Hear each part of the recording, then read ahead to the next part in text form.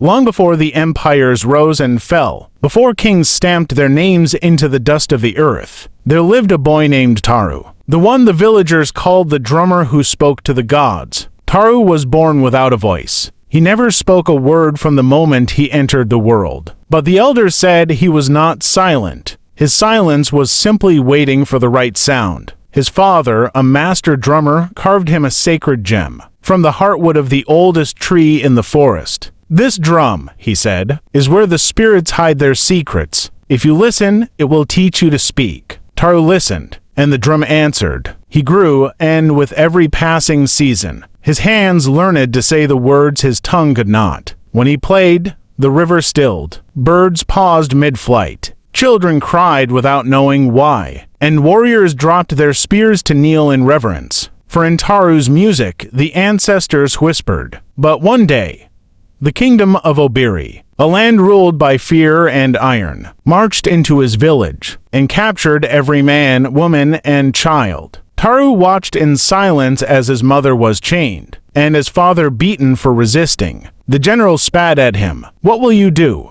Mute boy, call your gods with your broken voice." Taru lowered his eyes, not in fear, but in understanding. The time had come. That night, as the captives lay in despair, Taru held his drum close. His fingers trembled. The sky was dark, the moon hidden behind thick clouds, as if the heavens themselves were holding their breath. Then he began to play. Soft, slow, ancient. Each beat echoed like footsteps of giants returning from the forgotten world. The guards felt chills crawl across their skin. The ground shivered. Trees bowed. The air grew heavy. Then came thunder, not from the sky, but from the earth. The drum called the ancestors, and the ancestors answered. A great wind tore through the camp, snapping chains like twigs. The fire rose into a towering pillar of light. The soldiers fled, screaming, for they saw shadows of warriors long dead, marching across the flames. Taru's people rose in awe. The chains on their wrists dropped like rain. The gates swung open with a groan.